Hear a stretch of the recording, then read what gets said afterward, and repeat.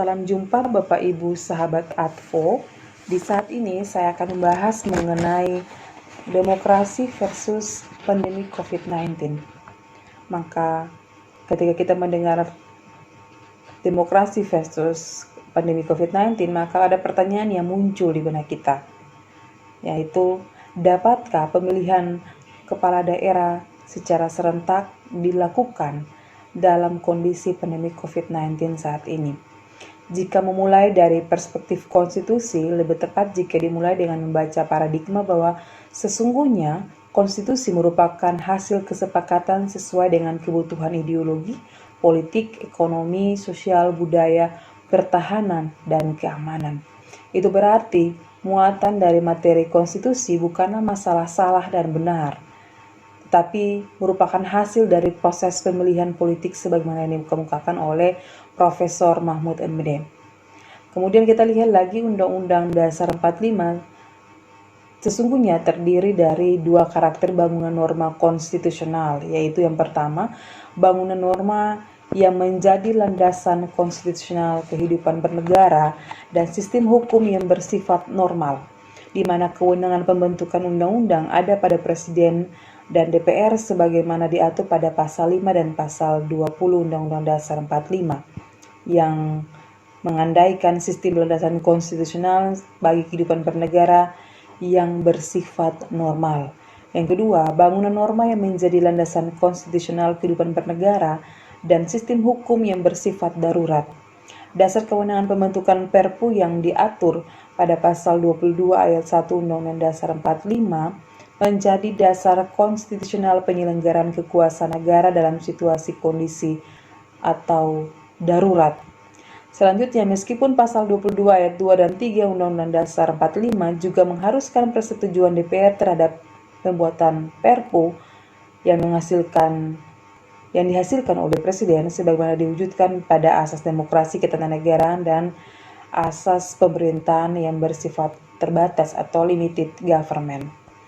Lahirnya Perpu nomor 2 tahun 2020 tentang perubahan ketiga atas Undang-Undang nomor 1 tahun 2015 tentang penetapan Perpu nomor 1 tahun 2015 tentang pemilihan gubernur, bupati, dan wali kota menjadi sebuah undang-undang di masa pandemi COVID-19 ini telah menegaskan berlakunya kondisi ketatanegaraan yang bersifat darurat. Kondisi darurat seperti yang dihadapi saat ini telah membatasi berlakunya kehidupan konstitusional yang bersifat normal.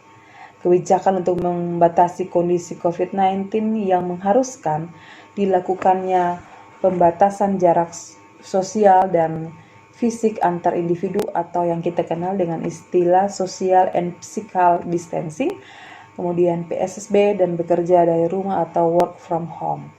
Dan hal ini menjadi halangan yang serius untuk berjalannya kehidupan demokrasi yang bersifat normal yang mengharuskan partisipasi pemilih dalam memberikan suaranya.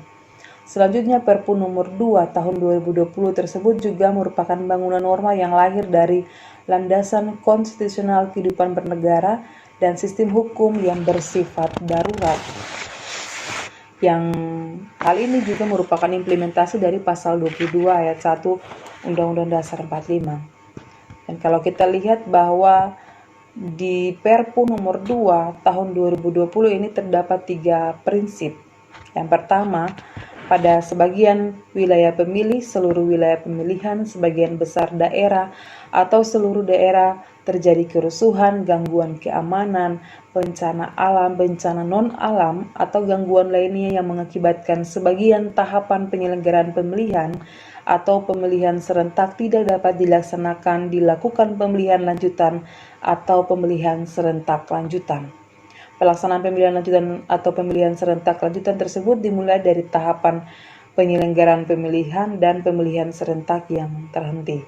Yang kedua, otoritas penundaan pelaksanaan pemilihan serentak bagi kepala daerah tersebut diletakkan di tangan KPU yang mengharuskan adanya persetujuan tripihak, yaitu KPU, pemerintah, dan DPR. Tata cara dan mekanisme penundaan dan persetujuan tersebut oleh Perpu nomor 2 tahun 2020 diserahkan kepada kewenangan regulatif KPU melalui peraturan KPU. Ketentuan tersebut terlihat dari sebuah keinginan untuk memadukan perspektif demokrasi konstitusional yang memberikan kewenangan mandiri kepada KPU di ranah pemilu, namun tanpa melepas dari situasi dan kondisi darurat yang ditetapkan oleh Presiden berdasarkan pasal 22 ayat 1 Undang-Undang Dasar 45. Walaupun demikian, tetap membuka ruang bagi KPU untuk menyesuaikan dengan perkembangan peraturan kondisi darurat. Yang ketiga, pemungutan suara serentak yang sebelumnya diatur pada pasal 201 Perpu nomor 1 tahun 2014 yang ditetapkan melalui Undang-Undang nomor 1 tahun 2015 ditunda oleh pasal 201A Perpu nomor 2 tahun 2020 untuk dilaksanakan pada bulan Desember 2020 sebagai akibat dari terjadinya bencana non-alam. Jika tetap tidak dapat diselenggarakan pada bulan Desember 2020 ini, kembali diserahkan kepada KPU untuk membuat keputusan penundaan dengan melibatkan persetujuan tripihak yang sebagaimana disebutkan dalam pasal 122A Perpu nomor 2 tahun 2020, yaitu KPU, pemerintah, dan DPR. Dengan demikian bahwa adanya ketentuan penundaan pelaksanaan pemilu berdasarkan pasal 122A maupun pasal 201A tersebut tentu harus dipikirkan lebih lanjut tentang beberapa konsekuensi antara yang kita temukan dari munculnya Perpu nomor 2 tahun 2020 ini. Yang pertama, perilaku politik dari pihak-pihak petahana untuk memanfaatkan momentum kondisi darurat tersebut dengan membuat kebijakan-kebijakan yang memberikan efek elektoral secara unfinished kepada kepentingan politiknya dengan memanfaatkan berbagai sumber daya kebijakan sebagai akibat penundaan pelaksanaan pemilihan kepala daerah tersebut. Yang kedua, ketidakpastian alokasi pendanaan sistem pemilihan kepala daerah yang memungkinkan terjadinya pergeseran waktu pencairan anggaran pada waktu yang sangat sempit dan berhimpitan dengan batas waktu pertanggungjawaban pada akhir tahun fisikal, yaitu akhir bulan Desember, yang lazimnya mekanisme penyusunan laporan anggaran oleh setiap entitas politik sudah dimulai sejak pertengahan bulan Desember. Yang ketiga, kemungkinan ketidakpastian kerangka kerja KPU atau KPUD yang bersimbiosis dengan rencana kerja dan anggaran tahun 2021 yang tentu secara normatif seharusnya sudah dimulai dari proses penyusunan pada tahun 2020 ini sebagai dampak ketidakpastian berakhirnya kondisi darurat pandemi COVID-19 yang kita hadapi bersama. Terhadap hal ini, maka sangat perlu ada pengkajian dan kebijakan antisipasif terhadap berbagai potensi permasalahan terkait dengan pemilihan kepala daerah tersebut. Apalagi pemilihan ini adalah pemilihan serentak. Apabila sampai pada Desember 2020 ini masih belum dapat dilaksanakan akibat masih belum normalnya kondisi sosial karena COVID-19, maka penundaan pemilu sampai pada tahun 2021. Dan itu juga mengharuskan adanya kepastian batas waktu bagi pelaksanaan pemilu serentak tersebut, mengingat keharusan dari KPU dan KPUD untuk mendesain program kerja dan anggaran untuk mengantisipasi penundaan kembali pemilu serentak pada tahun 2021 nanti. Hal ini terkait dengan tahapan pemilu serentak yang relatif panjang, mulai dari sosialisasi, kampanye, penetapan pasangan calon, keberatan atau gangguan, sampai pada pelaksanaan pemilihan umum itu sendiri. Kondisi bencana non-alam yang menimbulkan ketidakpastian demokrasi ini sesungguhnya menghendaki adanya inovasi dalam penyelenggaraan pemilu yang memungkinkan sistem demokrasi tetap bisa berjalan dengan mengintegrasikan protokol kesehatan.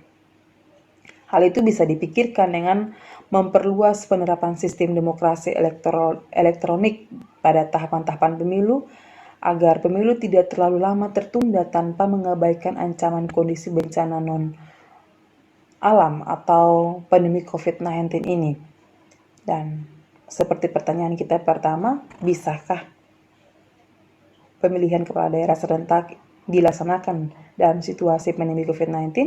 Dan jawaban saya adalah dapat dilaksanakan dengan jalan melakukan sistem demokrasi elektronik pada tahapan-tahapan pemilu, agar setiap tahapan-tahapan ini dilakukan tanpa menghilangi roh dan jiwa dari proses pemilihan umum itu sendiri.